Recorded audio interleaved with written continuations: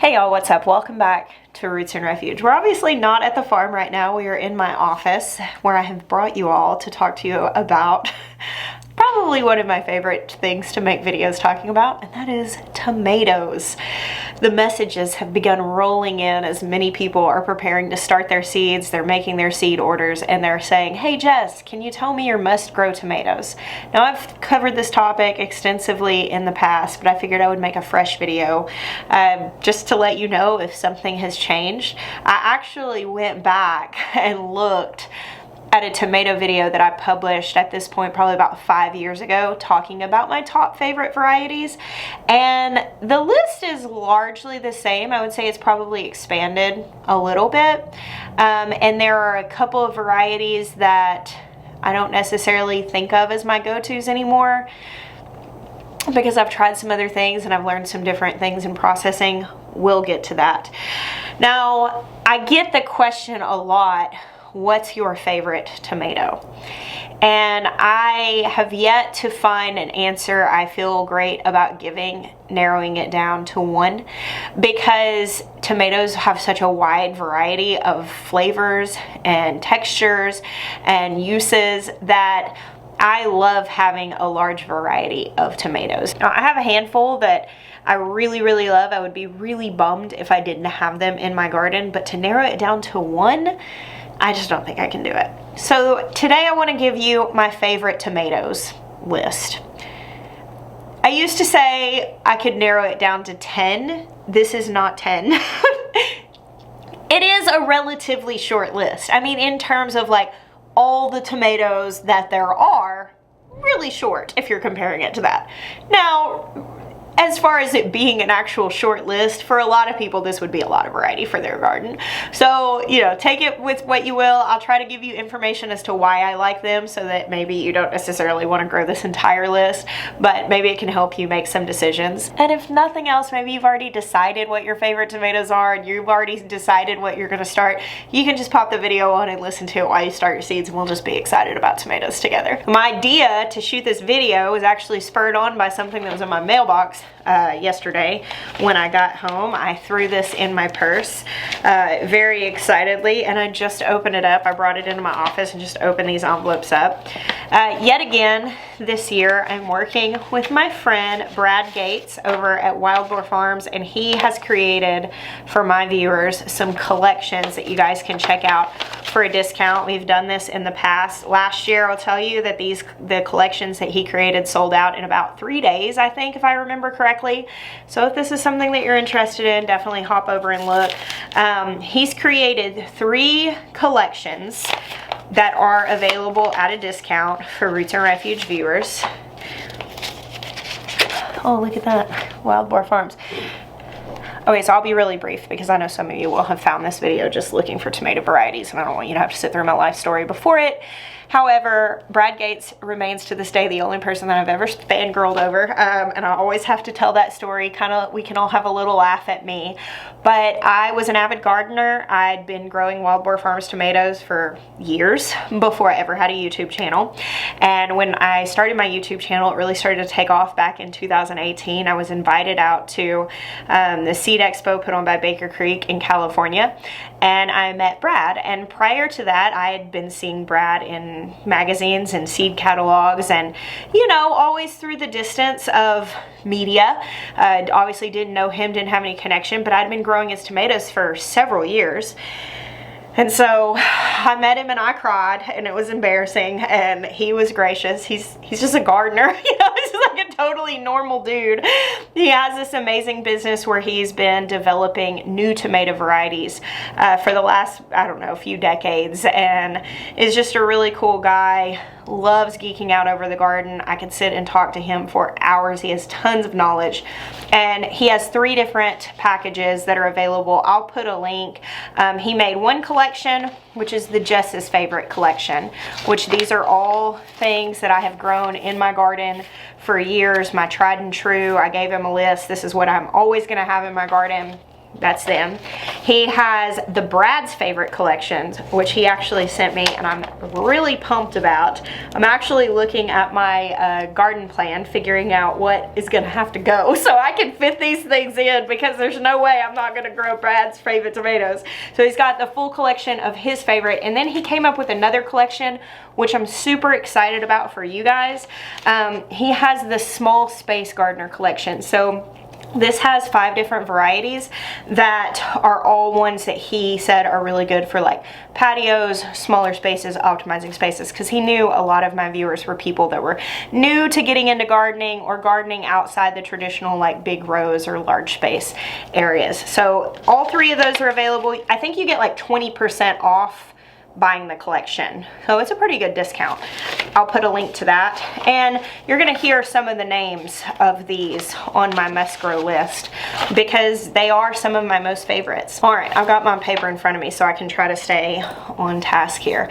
I do have some that are cherry tomatoes and some that are bigger tomatoes. Now, I have not put just a ton of emphasis on growing the smaller space kinds of things. I started last year with doing some dwarf varieties and some small space varieties. I was planting them in my green stalk, and that whole project got a little turned sideways because I ended up stunting a bunch of my plants in my greenhouse with shade cloth. They never quite caught up. I'm trying it again this year. Not because I need to, I got tons of space, but I know that it would be really beneficial for you guys. I'm excited to try Brad's small space collection. All of that said, really all of the varieties that I'm talking about today are indeterminate varieties. So whenever you are purchasing tomato seeds, they're gonna be determinates or indeterminates. Determinates are not necessarily small plants. I mean, they can still get 5 feet tall, but determinates will not grow indefinitely. Like, they grow, they put on a certain amount of flowers, they make their harvest, and with those, you don't typically prune them down, you know, like you would an indeterminate. It's just a little bit different to grow them. Indeterminates, as long as you are staking them and continuing to provide them support and nutrition, they're just going to keep growing. They can get, I mean, my tomato plants by the end of the season are usually somewhere in the range of like 10 or 11 feet tall. I do prune them down significantly because I live in a highly humid climate.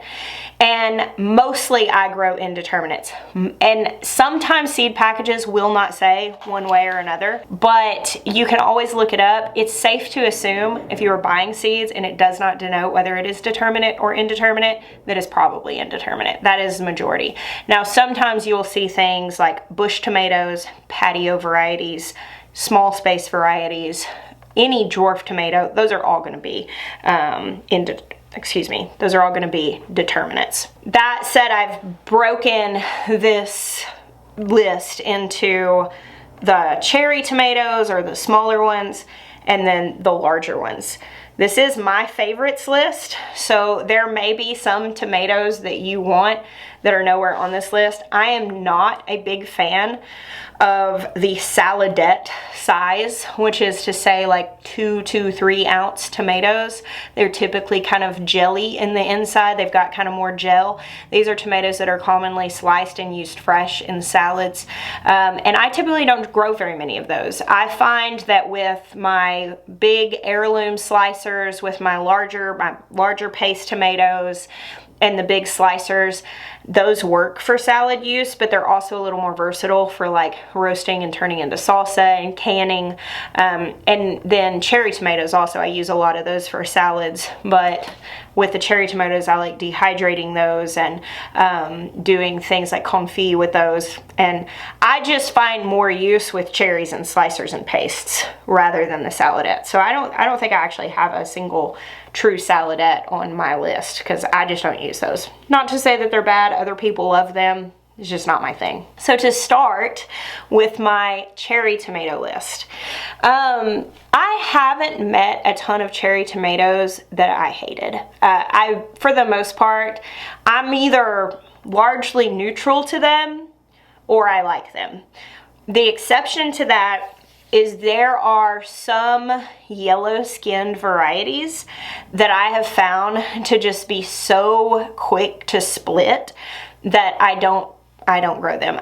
Yellow pear is one that I tried multiple times. I tried it again here moving to South Carolina, and they are just so easy. They split so easily that every time I grow this tomato about halfway through the season, I'm like, why did I grow this again? So there are a lot of great cherry tomatoes, and I typically will just grab some random varieties, try multiple different things. As I said, I've really only ever really disliked a couple.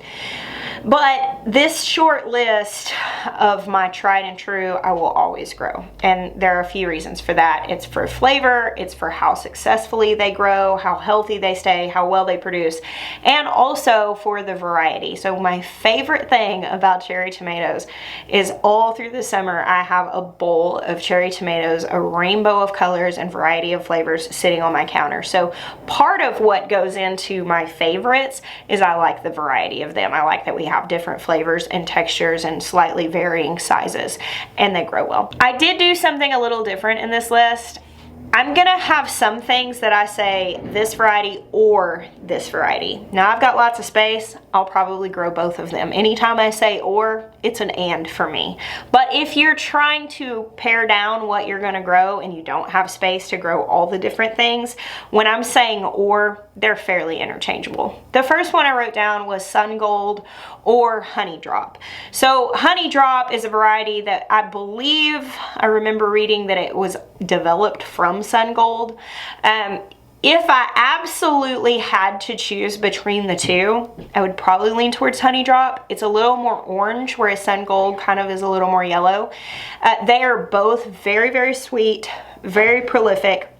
And for a yellow-skinned tomato, I have found them to be more resistant to cracking while not having really thick skins. I don't like super thick skins in a tomato. I also don't like them cracking like crazy, so it's a fine line you gotta walk.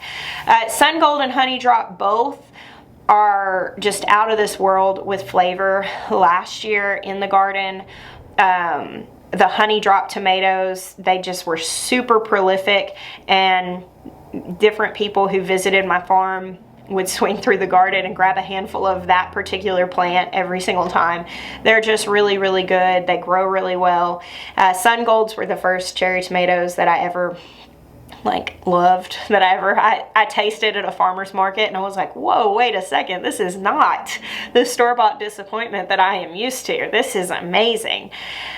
Of course, with any of these things, how you grow them is really going to heavily play into the flavor that you get. You know, I mean, if you overwater your tomatoes, you're watering them a ton every day, you're going to get more watered down flavor. But if you are growing for flavor, Sun Gold and Honey Drop are pretty awesome. The next one that I have written down is Barry's Crazy Cherry. This is a Wild Boar Farms variety. It is a multiflora tomato variety, meaning that it sets these massive clusters of blossoms and you get these massive clusters of fruit. It is a yellow skin variety, and with all yellow skin variety, they are more prone to splitting because their skins are so thin.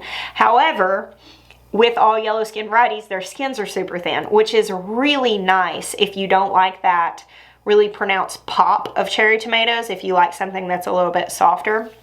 And Barry's Crazy Cherry is, I would say, the cherry tomato that has converted more tomato haters to liking tomatoes.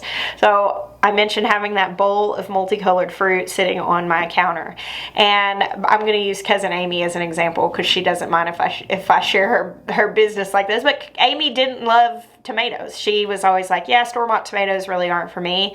But when she would come to my house and I would have those cherry tomatoes before she started actively gardening, now she grows her own, but she would come and that was the one that she would reach for, and she'd be like, these are so good. And of course, she's learned to appreciate homegrown tomatoes. She still doesn't eat store-bought ones. And I've had many people at this point come in and say, I don't really like tomatoes, but I'll try one. I always give them Barry's Crazy Cherry. It's got such a mild, good flavor. It's got that nice, thin, yellow skin, and it's just really easy to snack on. The next one is Napa Chardonnay, also Wild Boar Farms. This is a yellow variety. Flavor-wise, it is somewhat similar to Berry's Crazy Cherries. I listed these separately instead of doing an or because they have enough differences that I don't view them as being interchangeable. Napa Chardonnay has I'm going to try to describe the flavor well. It has a drier flavor to it. So think of like wines and how when we say a dry wine, it doesn't have sweetness. It's got more, you know, a drier flavor to it. It's like that. So Napa Chardonnay is not an overly sweet tomato in my experience. It does have that really pale yellow skin. It has a little bit of anthocyanins in it, so they can get a little bit purpley on the shoulders. They're just really pretty little cherry tomatoes, but the flavor is really interesting, and I really like them. They're a nice balance to some of the other flavors that happen in that multicolored bowl. Next is the boar berries, blue boar berries. In the past, when I did my must grow list, I would list blue boar berries and the yellow boar berries. There's also a cream version, but I tried to pare it down here.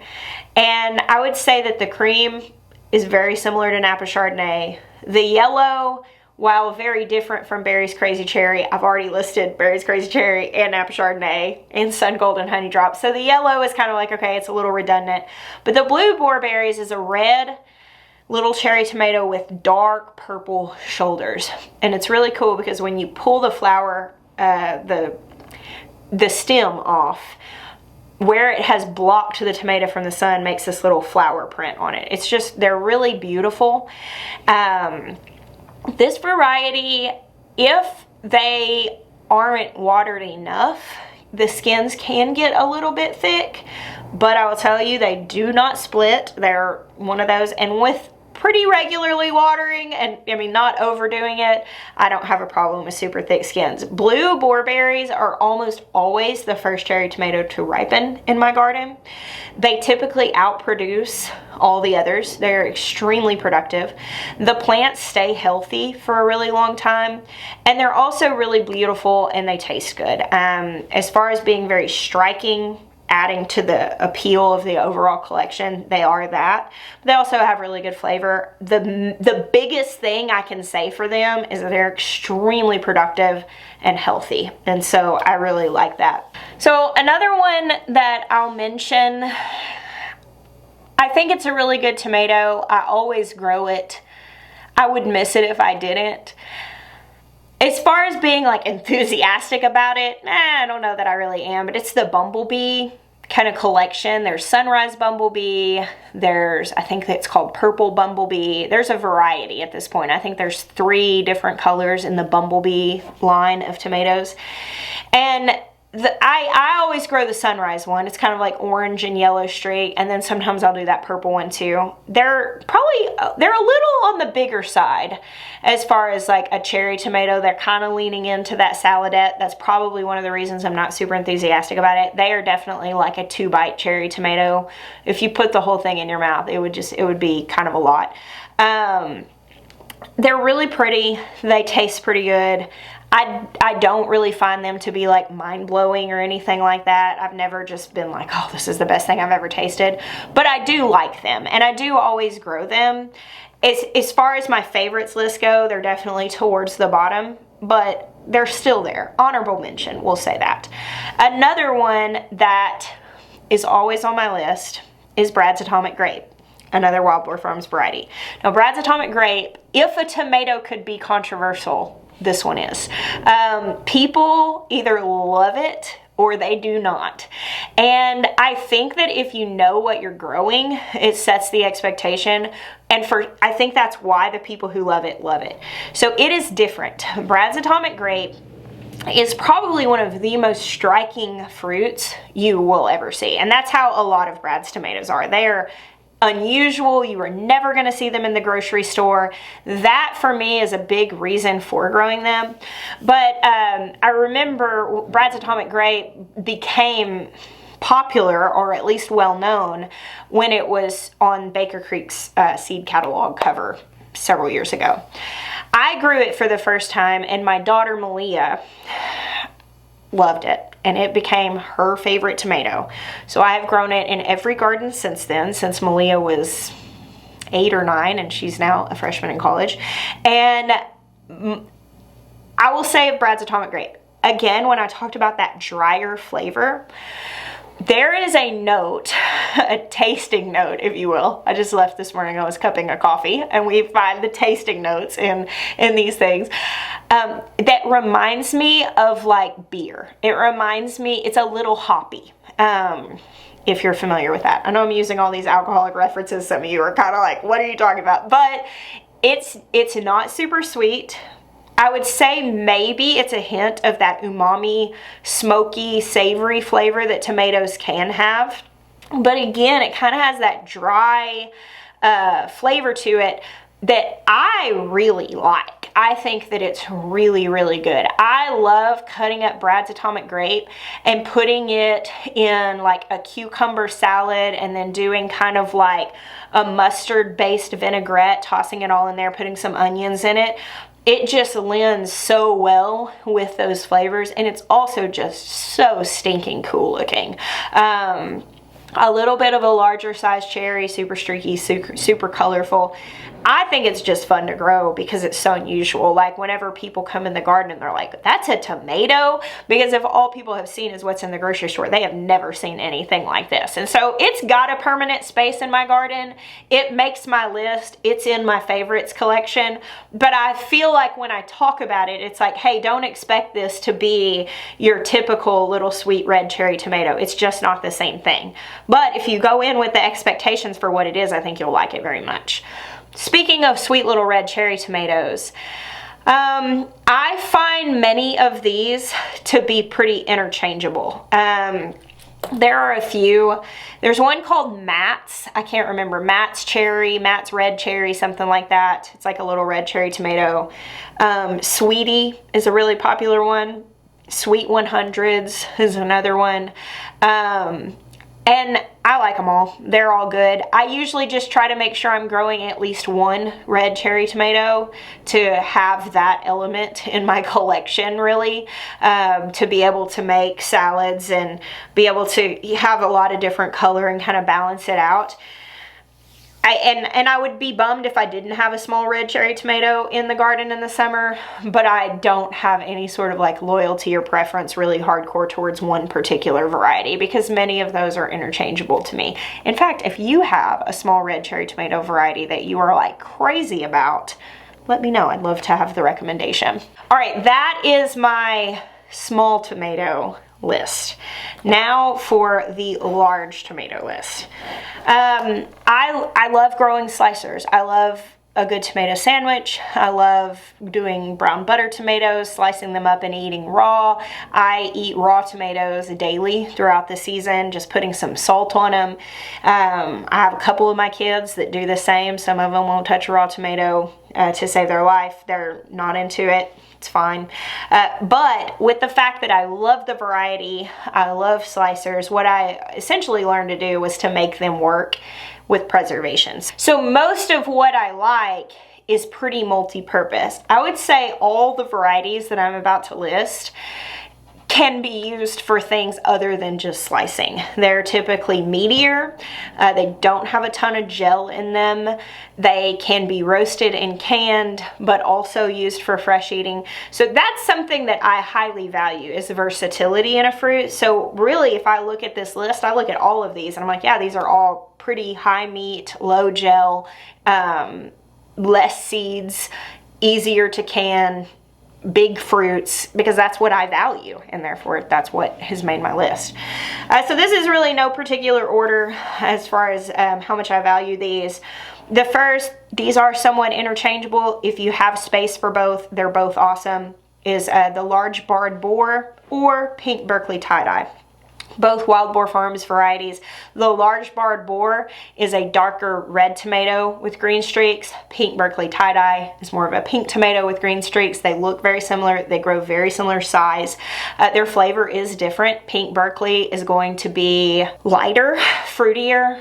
Large barred Boar, more umami, more smoky. It's got that red tomato flavor, which has like a deeper flavor. They're both fantastic. They're both beautiful. They both grow really well for me. Large Barred Boar, I believe, was the first full-size tomato I ever grew.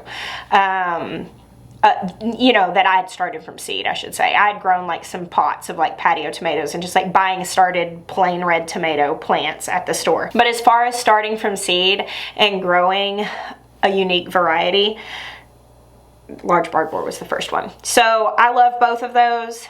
If you were tied for space, you could choose between them, but I think they're definitely both worth growing.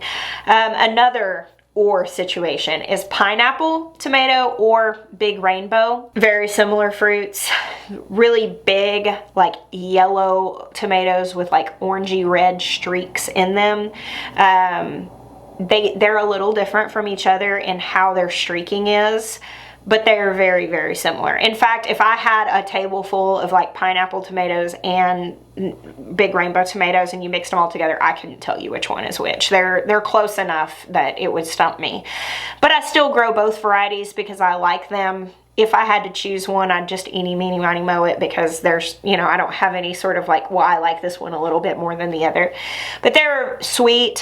They're, with that being that yellow with red streak, you're getting a lot more of those fruity flavors. They're brighter and lighter. I don't want to say citrusy, but more tropical, I guess. I mean, it definitely still tastes like a tomato, but the tasting notes are just brighter. But I feel like they have, with those streaks, they have just a touch of depth to them that other yellow tomatoes don't necessarily have. So I really like those. They're big plants. They produce really good sized fruits. I would say that is very common to get pineapple and big rainbow tomatoes that are over a pound, especially if you're pruning. The next one, let's say Thorburns Terracotta. This one is fairly new to me. This wasn't on my list 5 years ago because I'd never grown it then. And it, as far as being something unusual, it is that. Thorburns Terracotta is a deep orange. They named it well. It's got just like a terracotta hint to it. It's like a really deep orange, but almost brownish. And it has a very unusual flavor. It's just not like any other tomato that I've ever tried. Now, I will tell you, I've not found these to be the absolute most productive tomatoes. Now, there may be some way to grow them to make them shine that I'm not doing. And I probably won't do. I mean, I kind of have my system. It's sort of the Hunger Games for plants in my garden. I mean, I'll support you to the best I can, but may the odds be ever in your favor. So if a plant can't hang with my style of gardening, I typically stop trying to grow it. With Thorburns Terracotta, though, it hasn't been like an insanely prolific plant for me with my growing style. It has been so delicious that it is worth giving space to a handful of these plants and getting less fruit. When I talk about smoky red tomatoes having this umami flavor and yellow tomatoes having this bright fruitiness and pink tomatoes having kind of that classic tomato kick and red tomatoes having that classic, you know, ketchup-y type flavor. This is like a whole new category, this Thorburns Terracotta tomato. I would say it stands alone. It has some qualities of those others, but it has some qualities I haven't necessarily found in another one. So I really love it. It's definitely made it onto my list. Next, Abe Lincoln. Another one that I have with Abe Lincoln is called Italian Heirloom. The thing with Italian Heirloom, and it was listed as one of my favorites for a long time, is that the seeds are kind of hard to find for this, and I could easily see a tomato variety being called Italian Heirloom being kind of confusing, and I think you could buy seeds from 5 different places buying a tomato under that name, and they may all be quite different. So when I found Abe Lincoln, I was like, oh, this is very similar to what I have known as Italian Heirloom. And both of these, Abe Lincoln and Italian Heirloom, are really big paste tomatoes. They do not have very thick skins. They are heart-shaped for the most part. Some of them not so much, but very low seed count, very low gel content, really, really good if you're trying to can. So I like to grow several of these plants, either one of those varieties. I grow both of them, but if you had to choose, those would be comparable. But they're great for processing because they're just huge.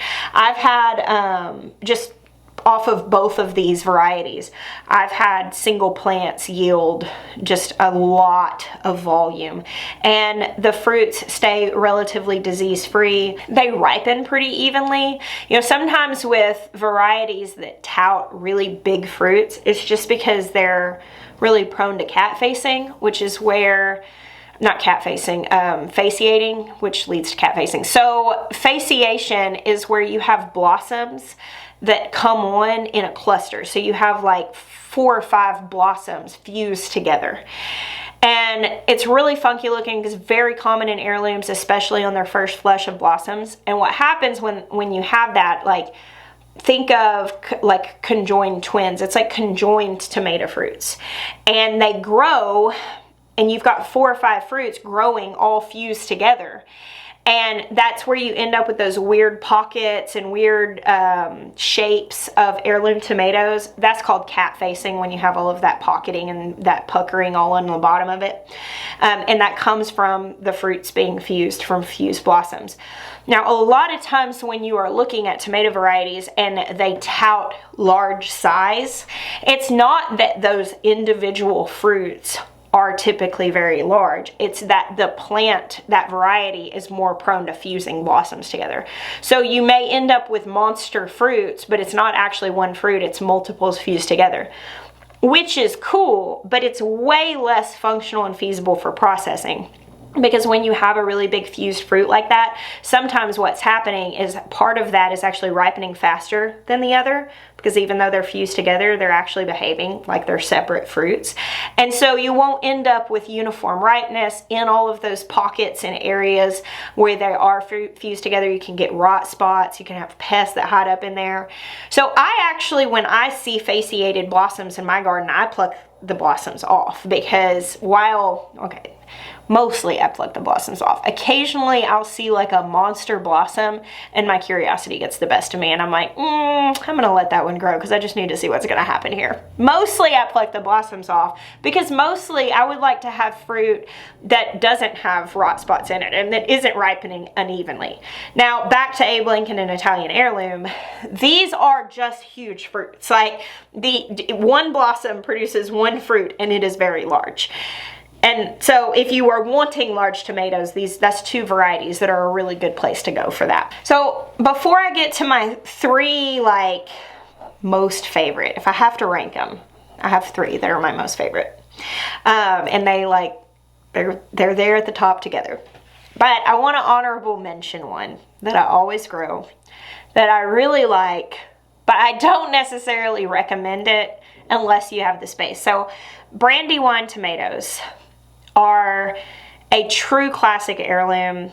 Your very classic red tomato, pinkish red, potato leaf foliage, great flavor, everything that you come to expect from a tomato as far as what they look like, what they taste like. They are, in essence, the classic tomato. My granddaddy was a gardener and he loved brandy wines, and that's all he grew. He grew cherry tomatoes, he grew his brandy wines, and that was what filled up his tomato garden. And I grow them in honor of him. I love them. They're great. They are the most prone to disease tomatoes in my entire garden. Every single year, they're the first one to succumb to disease. They are notoriously fussy when it comes to that. Now, I've seen people that have like improved brandy wine, so you can find varieties that are called like brandy wine improved and brandy wine such and such strain, and they may be more disease resistant. Like, I grew one once because people were saying, oh, this version of brandy wine is so much better, it lives longer, and I grew it and it didn't have the potato leaves and the fruit was a lot smaller, and I'm like, it's not the same thing, you know? So I've just kind of sucked up the disease thing and I grow it anyway, but I do want to fully disclose that if I'm going to say, hey, this is one of my favorites, because I'm growing it knowing that it's probably going to tap out before the rest. I'm growing it knowing that it's not going to be the biggest producer. However, I'm still going to grow it because I really love it. So I guess maybe Brandy Wine's an honorable mention, or maybe I can just list that. It's one of my favorite tomatoes, and I love it in spite of its flaws.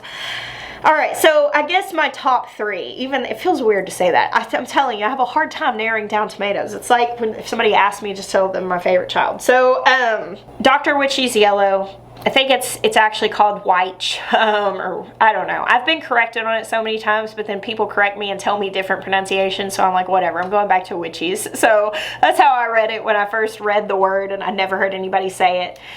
This is a big yellow tomato. Great fruity flavor, very, very highly productive of large fruits, very commonly over a pound each. Low seeds, low gel. I mean, you can slice through the middle of this tomato and it's just almost entirely meat. I love it. It's one of my favorites. Now I will tell you, if you're looking for an or, Kellogg's Breakfast is an extremely similar tomato, maybe even interchangeable. I've not done enough like really observing the 2 varieties to be able to say, oh no, this one is superior because XYZ. I would say in my growing experience, they're extremely similar. Maybe Dr. Witchy's is bigger, maybe, but I don't know, maybe not. It's really hard for me to say. That's another one of those, kind of like pineapple and big rainbow. If you covered a table with Dr. Witchy's and Kellogg's Breakfast fruits all mixed together, I probably could not differentiate between the 2. That said, I always go back to the Good Doctor because it was one of my first like really great tomato experiences that I grew in my garden and loved. I love the story. Dr. Witchy was a dentist that retired and bought a circus, and he grew his tomatoes and developed his tomatoes using elephant manure, and he actually developed multiple different varieties. You come across his name some when you get into heirloom seeds because he had multiple different varieties that he worked on, but this is the one that's got a permanent place in my garden. The next one, Black Beauty by Wild Boar Farms. Black Beauty was, I think it was one of the first tomatoes that like, or the first anything, the first variety of something that I grew in my garden that I knew, if you don't grow this and succeed, you'll never experience this. And I was so motivated to grow it and so enamored by it. Now I'll tell you, I grow Black Beauty now. This is a tomato that the inside of it is like pinkish red. It has a really good flavor. It's pretty good sized. I would say very commonly like between like 8 and 12 inch or 12 ounce fruits. So it's a pretty good sized tomato. It's not huge. And it tastes really good. With my top 3, there's kind of enough of a blend of the flavors that they kind of cover the basis, and I would say Black Beauty kind of has a more classic tomato flavor, whereas like Dr. Witchy's is real bright and fruity. Black Beauty is more like just classically nice acid kick tomato. The unusual thing about it is that it is so high in anthocyanins that the skin can become so purple that it actually looks black. Now the inside stays pinkish red when you slice it open. The actual inside of the tomato is normal. Now with Black Beauty, if you grew it in the shade or you grew it under shade cloth, it would look mostly like a pink tomato. It maybe get a little purple on the shoulders, but if you grow it out in full sun, where it's actually getting that sun, that brings those anthocyanins out and you get the darker skin. And I have had some that look just completely and totally black. They're very unusual. I love them. I like to eat them. I like to have them. They're exciting to grow. I end up giving a lot of them away because when I share my tomatoes with people, I like the wow factor, and that tomato absolutely has it. So I've been growing it for several years now, and I really love it. The last one is on my top 3 list is Paul Robeson.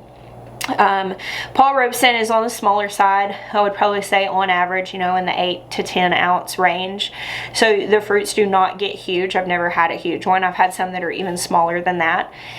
But this is considered what you call a purple tomato. It's not purple. It's like really dark red.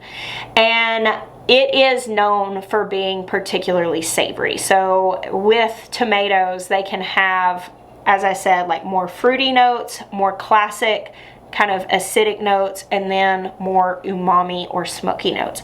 And why I have my top 3 as Dr. Ritchie's Black Beauty and Paul Robeson is that they cover all of those bases. Fruity, classic, smoky.